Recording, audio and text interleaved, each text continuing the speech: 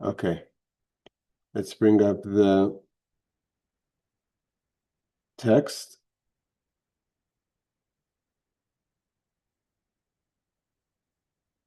Hold on.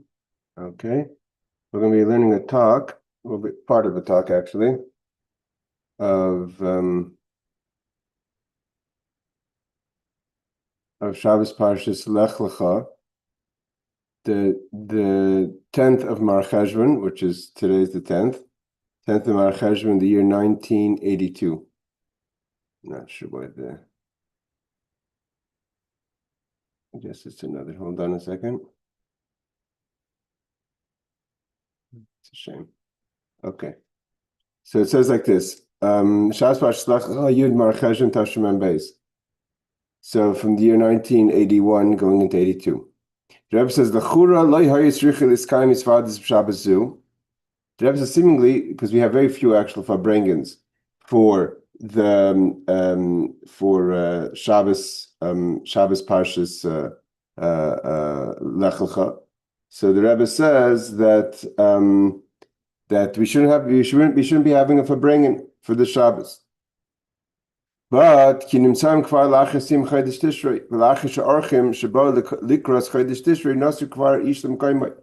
basically, there's no major occasion that's after the month of Tishrei, and the guests from the month of Tishrei have left.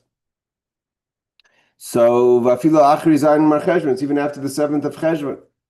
7th of Cheshvan is when we wait for the last guest to reach home in Eretz Yisrael, so we can start asking for rain. So it's already past that. So Shazel Hazman Shegia Achrin should be Yisrael in our pros, which that's when the last person would get to the Euphrates River, which is a sign that they've settled, and then we start asking for rain. So we're really post the holiday. So why are we bringing? Why are we having this gathering? We could do a she'inin design marchesh ben shaykh gam bizman hagolas v'gam chutz la'aretz. The Rebbe says we know that though the idea of the 7th of Mar Cheshvan, meaning it took 2 weeks for the Jewish people who came to the temple to go home. So what's this have to do with today? Jewish people are not coming to the temple, though plenty of guests came to Eretz Yisrael. But still, maybe there's no this concept of the 7th of Mar Cheshvan today. But the thing is that it does exist. The Rebbe would quote this many times from the Shach, Shapsi Kohen in Shulchan Aruch, that if a person makes a commitment legally, halachically, on paper to someone to do something after the holiday. What's the definition of after the holiday? How do you define that? We're talking about 15 days after the holiday, which is Zayim Mar Cheshvan. And the Rebbe has a whole talk on this. Shabbos Parshas Lech Lecha Yud Mar Cheshvan. So if now we're in the 10th of Mar Cheshvan, we're past all ideas of the holiday. The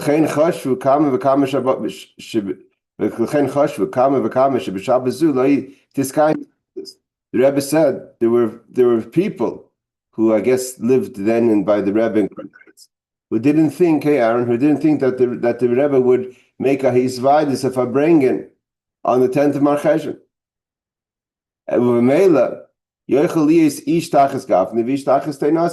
A person would think, oh, there's no farbrengen, so I could just relax. I don't have to come to the gathering, to this vadis, to the farbrengen. The Rebbe is kind of giving a bit of a jab. A person feels like, oh, you have to go to farbrengen, and I'm not in charge, and the scheduling, etc. The Rebbe says, nevertheless, although people thought there wouldn't be a farbrengen, and we're after Tishrei, and there aren't many farbrengens for the Shabbos Lech Lecha, the Rebbe says, Huchlot, it was decided, for whatever the reason is. The Archis Vadas, meaning the Rebbe is not going to articulate the reason why he decided to make a farbrengen. The Archis Vadas Gam Shabbasu, that we're going to have a farbrengen on Shabbos Lech Lecha, although it's even after the 7th of Cheshvan, so we really completed the holiday. Even though it kind of meddles with the schedule that was scheduled initially for the Shabbos, seeming to be this was a spontaneous farbrengen. If that's the case that we decided to make a farbrengen, it's obviously a good thing. Specifically, the outcome of this farbrengen, It's going to bring to better behavior, so to say, better action. Just bring up the size of the text. Not just one good thing. Good things, plural. Like when it comes to good, something that's good, that's constantly growing. One idea grows to another idea. Paris outside of Calderas, that it has effects, fruits that affect all generations.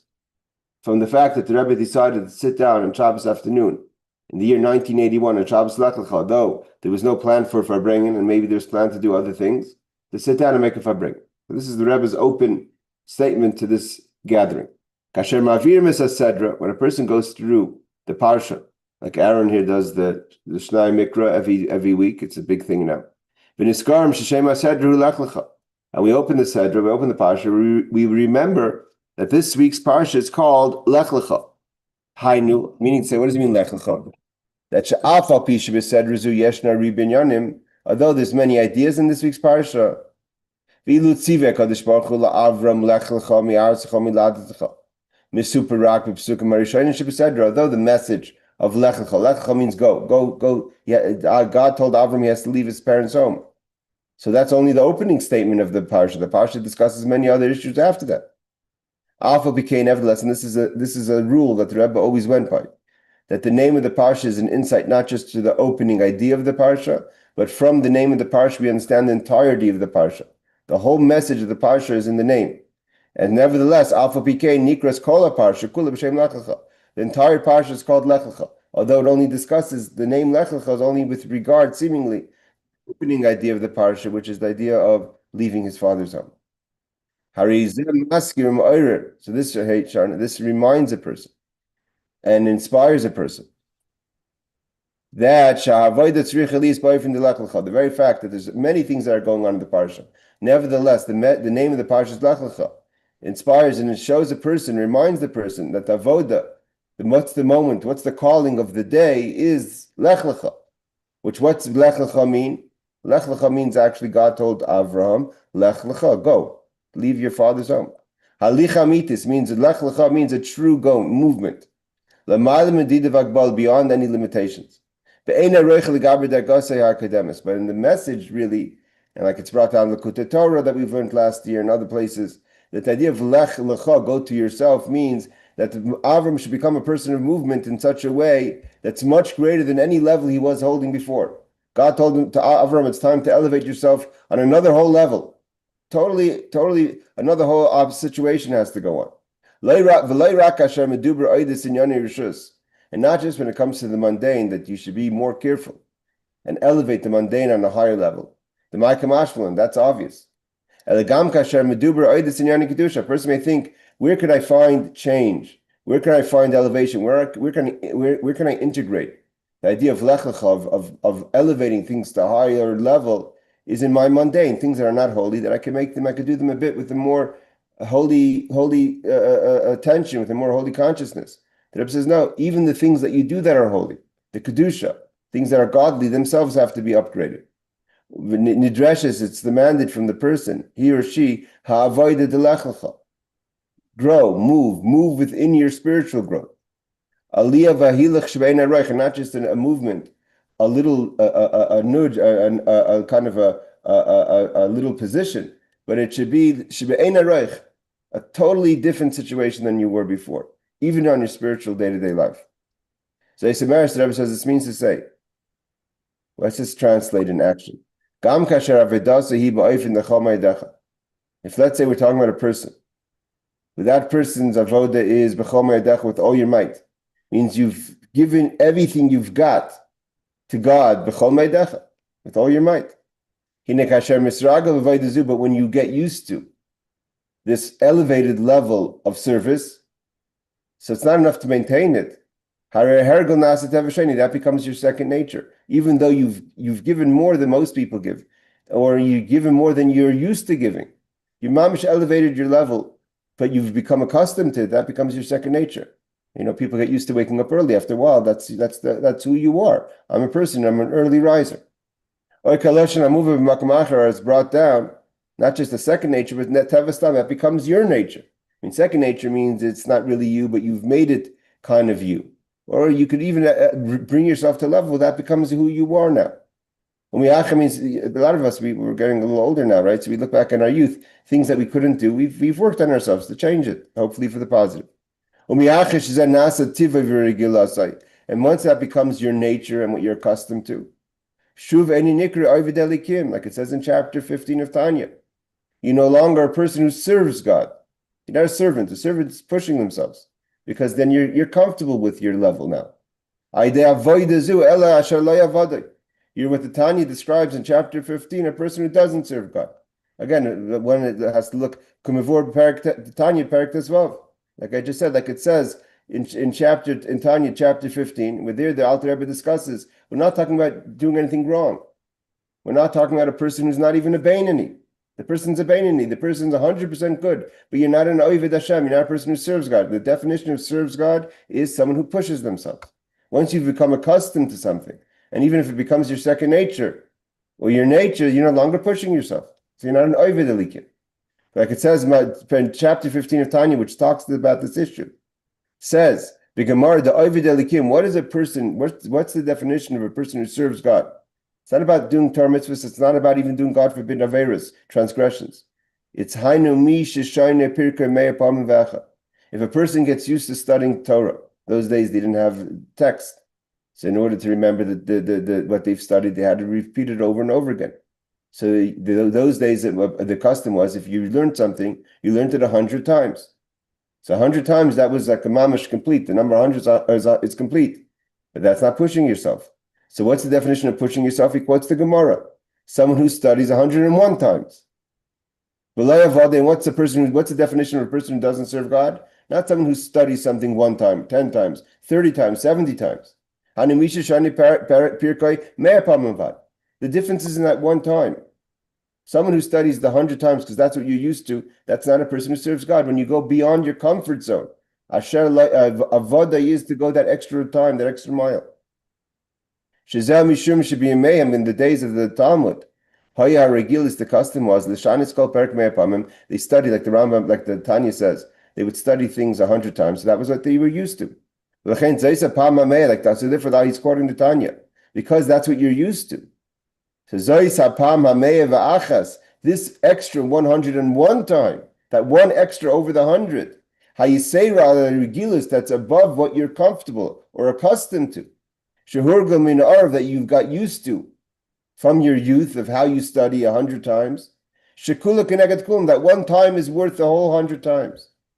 Because that defines you as a servant of God. You went after what you went over beyond of what you're comfortable and what you're used to.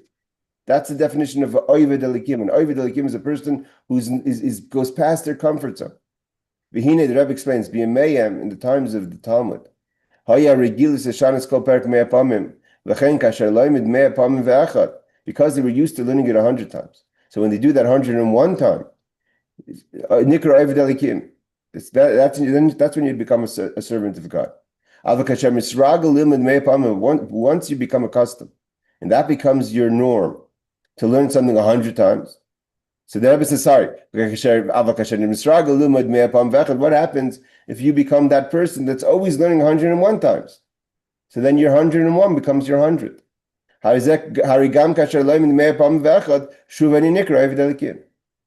You can't just upgrade it once. Once the 101 becomes your comfort zone, so you're no longer Oved Elikim, when you're no longer a servant of God. When you learn 101 times, that becomes because that's your norm. And the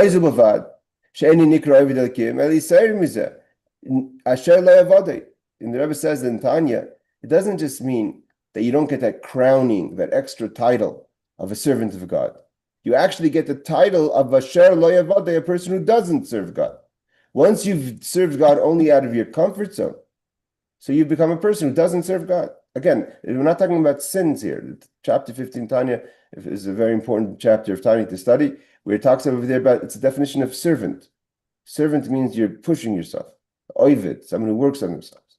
As we all know about ourselves. Once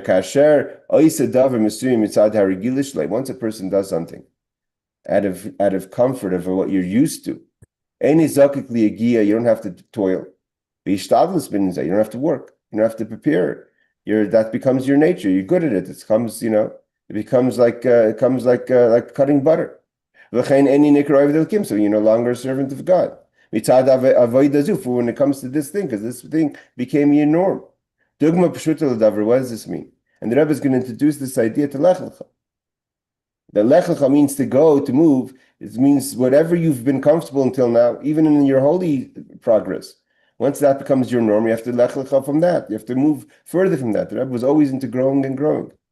What's an example, a simple example? When a Jewish child is born to parents, that the parents, I'm assuming the Rebbe means, we'll see, their way of service is that they give all they got for Hashem. Take it from Avraham. So this child, as soon as he or she comes out to the world, before the child has any idea of what is to be disgusted with bad and to choose good. This child, he or she, is raised in a house where he or she learns from the parents that this is a house where my parents do give it all they've got. Now this child grows up and you send this child to school. And that's the same schooling the child gets. Give everything you've got. Each child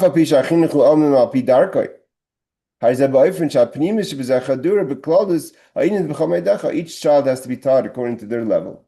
But nevertheless, in a Jewish home, they're teaching, give Hashem everything you've got.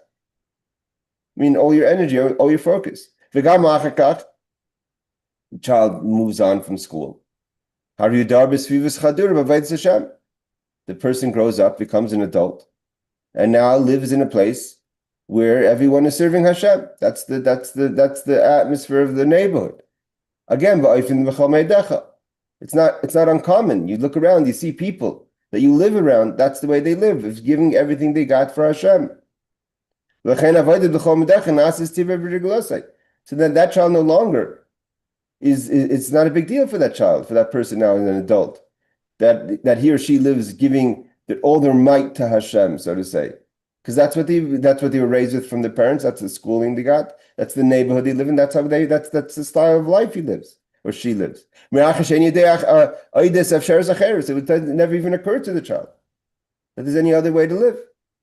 The child never saw a different way of living. Who says I have to go to shul? Who says I have to give God all my might? I'm not even talking about doing right or wrong. We're talking about giving all your might. That's the education the child got. If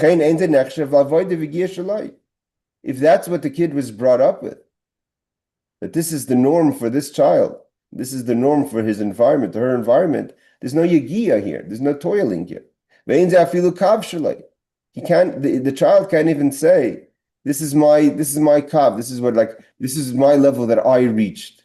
Kav echad b'vat. It's not even one portion of what you've attained because you've been raised in that environment. Why is it not your doing, so to say? Because you don't ask you. You were born to parents. That's how it is. You didn't choose it. If you chose it, it's something else. And also when he went to school, you go to school, the parents usually choose your school for you. And they chose a school along the line. I was talking on a high level over here, obviously, where the child also gets the education of what they believe in and what they live for. This applies to boys and to girls. Over Mela. The Rebbe is just saying, so therefore that becomes what's normal. That's the expected. That's the regular. The Parshiyos same as a person may say, okay, I'm a person that lives in elevated level. The Rebbe says no. The Parshiyos says Lech Lecha, mi artzecha, mi ladetecha, mi beis avicha. Leave that what you're familiar with, from your land, from your birthplace, from your father's home. Here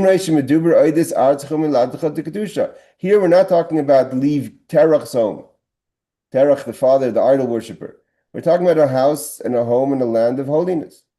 Not just holiness, that live, so to say, parav, you know. They're not, I want to upgrade, I want to give more. He or she was raised in a home, that they give everything they have for Hashem. Their parents live, their education is like that. But because you were born into it, that's your land, that's your birthplace. That's what you're accustomed to, that's your nature. Which what Tanya says, you're a person who hasn't started to serve God yet. So what do you have to do? You have to lechacha, go out of that. You have to elevate in a way of movement, not just a small pivot, but is beyond the gabi dargasa hakademis, according to the level that before you were holding. Totally out of your limitations. I know a person may think, what do you mean? Look at the next person. How could you say that? How could you demand that from me? But the Rebbe says that's the message of Lecha. Lech Lecha has to be a message not to one type of person. Every person opens up the Chumash and learns Lech Lecha. It's a message to you. God is talking to you, Lech Lecha. And it's regardless, and Lech Lecha means become an Ovid. And becoming an Ovid means get out of your comfort zone, notwithstanding of the highest level of education or where you come from. The Rebbe says the point is, what we're saying here, is Nekudas Ha'ira, the Parshiyos Lecha. When we come to Parshiyos Lecha, what is the message that we're taking from Lech Lecha? Shegam kasher nimtzayim b'mayim d'matzav na'al b'yesem. The message of Lech Lecha is for everyone. And even if you look at yourself and you analyze yourself in honesty and in truthfully, and it is true, that you're on a high, elevated level. Midreshes aliyah v'hilach ba'ofen shbein arach. God is telling you, nevertheless, you have to elevate and not just a pivot. You have to make a huge jump. The Rebbe says, "V'zeu gam seder haParshiyos Bereishis nerech lecha." This is how the Parshiyos work. First is Bereishis, then is Noach, and then is Lech Lecha. The Rebbe is going to explain. Excuse me. Parshiyos Bereishis meduber. When it comes to Bereishis, we're talking about klolis ha'avodah del barnash asik be'oiraisim u'kaimam. Bereishis is about creation and keeping the world in existence. What keeps the world in existence? The varnash, meaning it's an Aramaic term for a person, word enosh. So the varnash, a person, asik by raisa, occupies themselves with Torah. Because of that, the world stays in existence. That's why we say the Vayechulu. On Friday night tonight, we're going to go to Shul. And we're going to say the Vayechulu, because when a person learns Torah, you become a partner in creation. So the first thing is the person studies Torah and you're part of creation. That's Bereishis. Gvishin is bar le'il, like the Rebbe talked about in Shabbos Bereishis. Lashikasi b'drush Chassidus, when it says in the Chassidic discourses, shechidish v'isavas ha'elim m'shayidei avodas b'nei Yisrael hu b'dugmas ha'chidish v'isavas yesh mi'ayin. That when a person keeps the world in existence through his or her studying of Torah and doing b'mitzvahs, it's mamash in the level of recreating the world from something from nothing. Meaning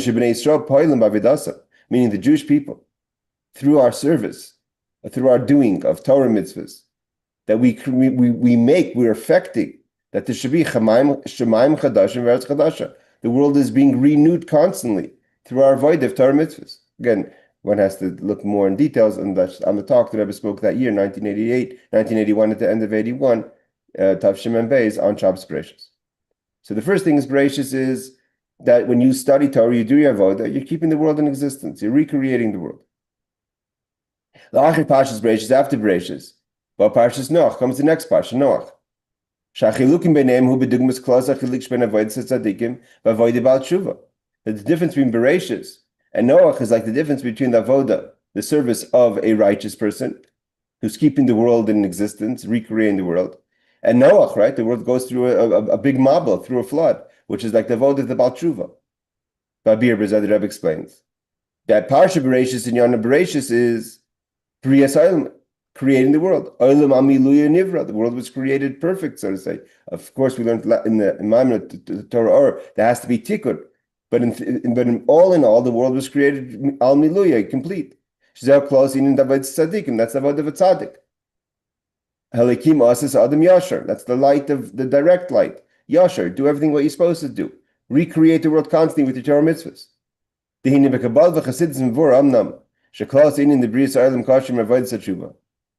Ki Bris Olam Hatikun hoisel acher shvir sakem shbail matay. Although then Chassidus and Kabbalah brings down that creation of man is connected in general. The creation of the world is connected to Baal Tshuva because the world was created after the breaking of the vessels, and the sparks fall down, and we have to fix it. That's what we learned to Maimer L'Sakain. That's why first man wasn't created circumcised.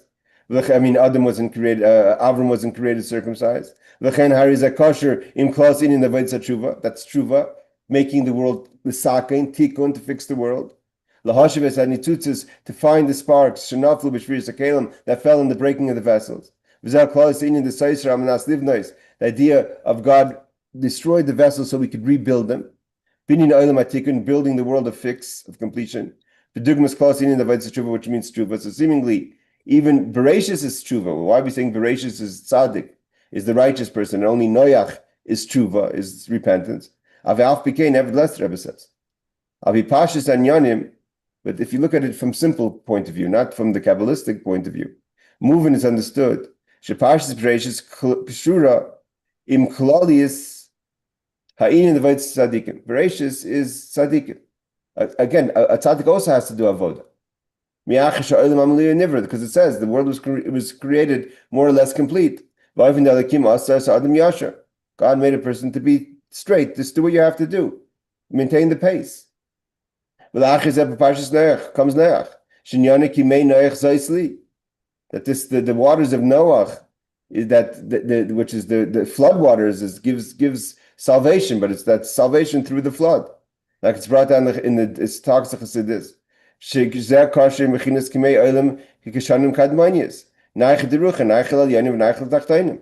This is what we said. We learned before that it's the idea of the calmness that Noach brings to the upper and lower worlds. But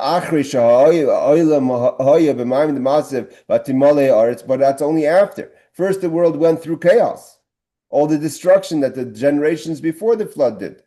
In Yanabilti return, things that were negative. Means Noach, we see real tshuva. Means the world literally was flooded. The calmness is the elevation we get from fixing the destruction of the flood. That's the avodah of the Baal Tshuva. So here we see in the more practical and the more simplistic way of looking at the story. Bereishis, you see perfection. Comes the flood because of our actions. So the fixing of that through Noach is a Baal Tshuva. Like it's brought down in the teachings. You read this like we've learned in the Torah, that the 40 days is like the 40 measurements required for the waters of the mikvah. The world needed to be purified. Because the mabul, the flood, was there to cleanse the world of its impurities, because of the actions that the people did. Like it says, who makes us pure? God makes us pure. This is tshuva. So it's clear, Noach is an avodah of tshuva. Avodah tshuva, the Parshiyos Noach, and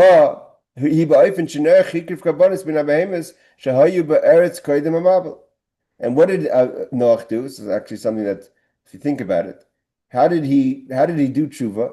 One of the things he did was that after he came out of the ark, he took the animals that were survived. I mean, not all of them, but some of the animals that survived the flood. Meaning, these were animals that lived in the world before the flood. They weren't born afterwards.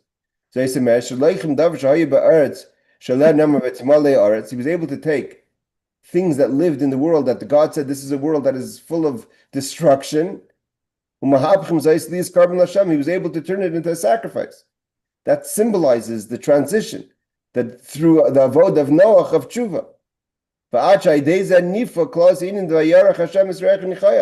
And it wasn't just that he did tshuva on himself, but it affected God. And when God smelled the aroma of the sacrifice, he recognized the tshuva of Noach, and he says he's not going to destroy the world again. And therefore God made a commitment to himself. He's not going to again destroy the world like this, like a flood. Which is a covenant, a promise. That through the tshuva that the world did not have when it was first created. The proof is that there was a flood afterwards. So Noach was able to, through his tshuva, accomplish something that the world on its own didn't have. that God made a covenant that he's never going to destroy the world again.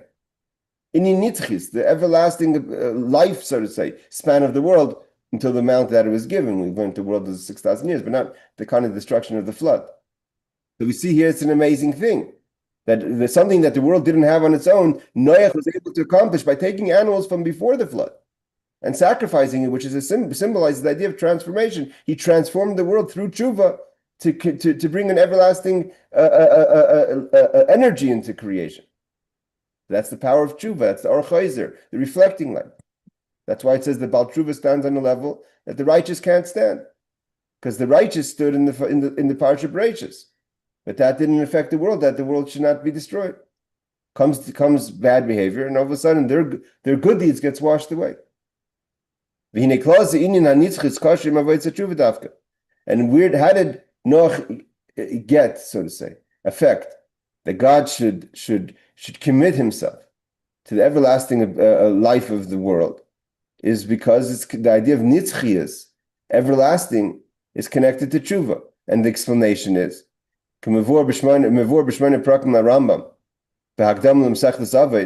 it's brought down as a preface to Avos of the Mishnayos, which is Mila de Chassidus. We learned the Avos, the tractate of Avos in the Mishnah.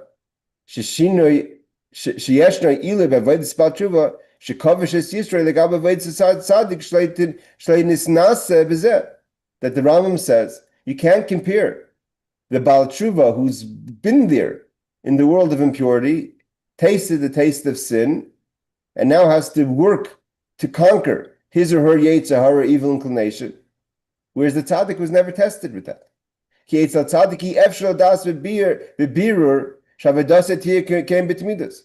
no telling how the tzaddik would behave. There's no consistency.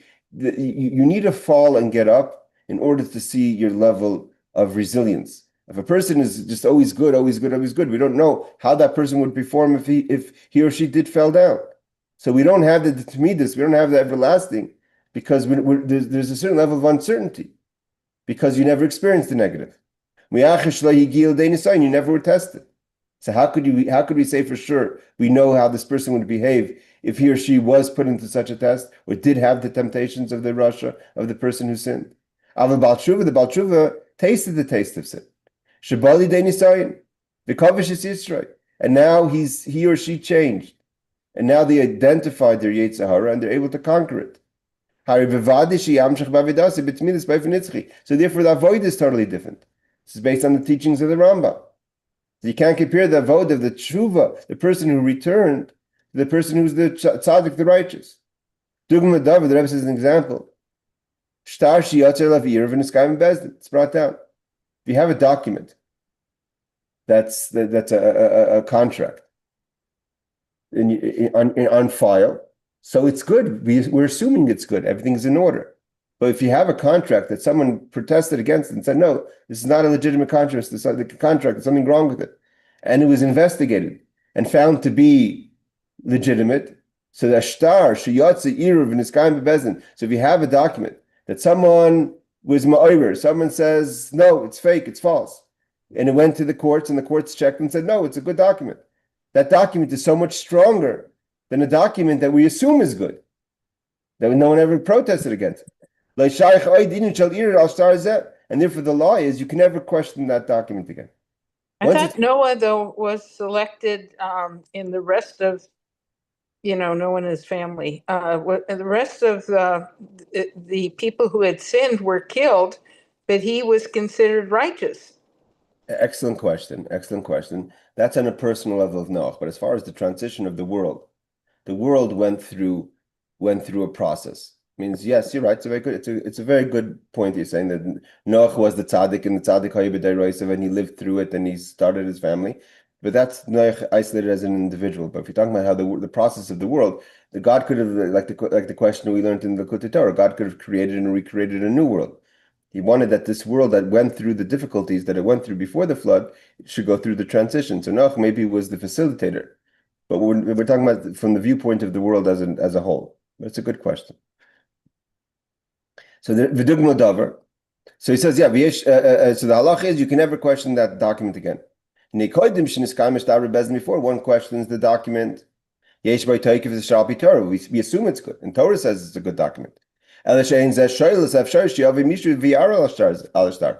although the document is good, and you could collect and use the document according to Torah, it's a document, and the Torah accepts the document, it has witnesses, all the qualifications.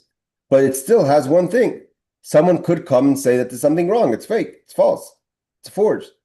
But once someone does claim that it's wrong, it's a fake document, and the courts check it and see that it's legitimate, you can never question the document again. Once the Bezdin checks into it because someone claimed that it's to be false or forged, then no longer could you question the document. That's the law. So too over here.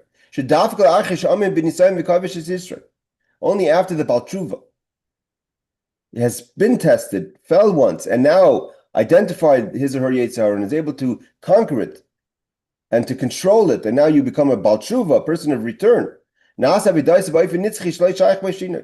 you have that kind of consistency that you didn't have before because you have tested and you've come around. So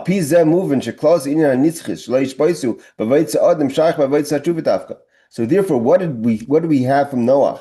That after the flood we got this consistency in creation is only because of the process of tshuva. And that since Noach represents the avodah, that the world went through a tshuva, a return, a cleansing from dirt.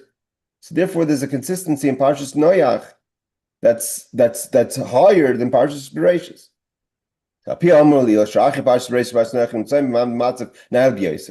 So now, after a person's holding Noach, so we went through this elevation, through the challenges of Noach, and we've come through, and we've elevated to the level of Baal Tshuva.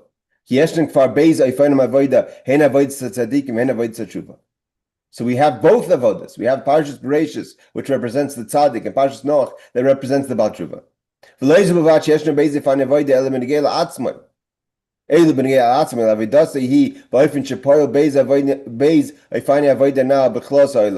Then not only is it that you've gone through that process, once being a tzaddik, then going, or simultaneously in your level of a tzaddik, simultaneously in your level of the Baal Tshuva. Parshas Bereishis Avodas Tzaddikim, you've affected the world. The Chol So'ilim, not the world has gone through that transition. Parshas Noach, the Avodah Baal Tshuva for the world. A person may think, what's greater than this? We have consistency, we have balance, we have strength. Then we come to Parshas Lech Lecha. So we tell the Jew, we tell the Yid, you need to go away from all of that. Leave your land, leave your birthplace, leave your father's home. A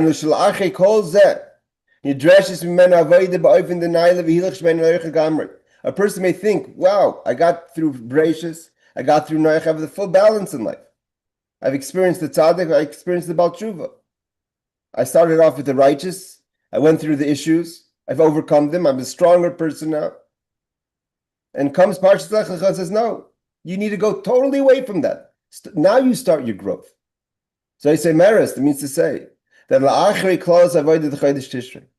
that after the whole month of Tishrei, Isis Reishis, like we said before, is like is the word of beginning. We've accomplished everything. We've brought the blessings that we need for the material and the spiritual. In the whole year. Comes the next month. We start to unpack everything we've brought, right? The example given by, I think, the Rebbe Rashab is that going to the month of Tishrei is like going to the market. You go to the market, you shop for this, you shop for that, you shop for this. So that's like Tishrei. You're getting all the things you need for the year. And a little spirituality, and Chassidus, and Torah, and mitzvahs, parnasa, everything you need, health. You gather it all in the month of Tishrei. And comes Cheshvan, you come home, men packt vernande dischayr. You have to unpack the goods. Was man hat eingehandelt and eingekauft im Chodesh Tishrei. What you negotiated and bought and purchased over the month of Tishrei. You've negotiated for yourself a whole year of goodies and blessings. Now you got to unpack it. You do a Piskin Rabbeinu Sienu, like the Rebbes have explained about what's the month of Cheshvan. So now comes Lech Lecha. We're after Tishrei, we're after Zayin Cheshvan. We open up the Torah and say, what is the message of this week? God's telling us Lech Lecha. We have to live with the message. Excuse me, Ketaris Admar Zaken, as the Alter Rebbe says, the known the teaching of the Alter Rebbe. A person has to live with the message of the week. Now we get the lesson going forward in the year, now that we've already come back from the market of Tishrei, and we unpack the bags. Don't get comfortable. Don't unpack and just say we're maintaining things. We've went through this exhausting process. A person may think of Bereishis, a flood, the after flood, the tshuva. No, Lech Lecha. You have to start moving in a way that's beyond anything. Like we said before, what could be all your might yesterday becomes your second nature. You have to go away from that. The Rebbe was very into no small pivots, totally out of your comfort zone. Like it's brought down in the Torah in the beginning of Parshiyos Lech Lecha. That Tzemach Tzedek, the grandson of the Alter Rebbe, chose carefully. There was many teachings of the Alter Rebbe. He chose carefully which teachings should be for which parshas, etc.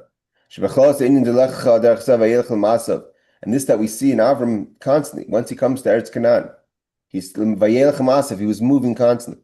We have the from above down, and from below up. As the Tzemach Tzedek explains, and it says in the Torah, Avraham hu Seichel Anel Mikol Rayin. This is a brilliant concept the Rebbe talks about throughout the years. That we have the two extremes here. We have what it says in Torah, that Avraham is so high, he's Avram, Av his father, which indicates the highest level of Chachma, and that itself is Ram, is elevated, which is called in Chassidus and Kabbalah Seichel Anel Mikol Rayin. We learned about this in the years previously. An idea that's so deep and so high within the person that there's no ideas to articulate it. And God says to Avram, go from Avram down to this world. Bring that message down. You can't stay in an isolated space in your own comfort zone. To the core of the Father, of Chachma, the beginning of everything. Go all the way down to the world of revelation. And if you want to know what's going to happen, then you want to really find out who you are. This is the message of Lech Lecha. You will find out who you really are only when you go down. They'll get out of your high space and bring that message down to the world. And then you'll find out who you really are. It means that Avram elevates. He's not compromising. It's an elevation for Avram to go down. In a much higher level. It's even much greater than the intellect that's beyond any idea. And that means also from below up. Here the Rebbe says that even if a person, even when you're in a space of low, that by being in a low space, like we learned last week in Noach, is that specifically there is how you get elevation. It's explained many times. This the Rebbe has. This is another principle that the Rebbe teaches many times, and it's based on the teaching of Yisalachti, V'Saychechem, that there's movement that goes both ways. When you have a parsha that has a name Lech Lecha, and two people seemingly can take the message separately. One person Lech Lecha means to get out of my dark place. And one person, Lech Lecha, means to get out of my light place and to spread the light. But the fact that both messages are on the same word, base Perushim Be'inin de Lech Lecha, Halichem Lemata V'Halichem Lemata, that both Lech Lecha means simultaneously two things, going from below up, and seemingly it's two opposite ideas. One person is in a mamish in Terach's home, and you have to run away from that. Another person has this, God's telling him or her, don't lock yourself up in your base medrash and go out and teach a message. But the very fact that the message is in the same word of Lech Lecha, they're not separate messages. They're connected. It's one thing. Kimeduver kam poim oides harayil davar mipirish tevis shatnis sirf gimlin yanim the shua tavi v'nois. One of the examples is given. The idea of shatnis is the clothing that you're not allowed to sew together the wool and glove of wool and linen, etc. So let's just finish off a few more words. V'apiza moving. Goydel ila the Parshiyos Lech Lecha. She'azin dreshes avoid the boyfriend the aliyah v'hilach shvein areich. And that's the message of Lech Lecha. And the Rebbe continued with this idea earlier years and later years of it's not just two different people that are on the same message. It could be the same person that's getting the message that has to do both things simultaneously. Some parts of ourselves we're bringing down, some parts of ourselves we're running away. We have to run upwards. V'apiza moving goydel ila the Parshiyos Lech Lecha. Now we understand Lech Lecha. It's not that you've survived the flood. You're past the flood. That's last week. But that's last week. That's the whole point. It's last week. This week is Lech Lecha. You become a whole other person, a person who has the ability to move in such a way. And the Rebbe says that's why I made a farbrengen. Although Lech Lecha usually the Rebbe did not farbrengen, and people thought the Rebbe would not farbrengen. The Rebbe says, I guess the Rebbe sensed there needs to be an awakening. Oidis is asking Shazman Grama Boifin the Hilach Shvein Areich Laga Boifin is asking Bezer Ba'over. And the Rebbe says, I'm going to finish off over here, where the Rebbe starts to give maybe a little bit of critique, that he saw that there has to be a reminder and an awakening and an inspiration that no matter what people have done up until now, you got to double down. Lech Lecha means never get comfortable. Always looking for growth, always looking for not just a pivot, but mamish to take things to a new level on a constant and consistent basis. The Rebbe evidently continues with this message throughout the farbrengen.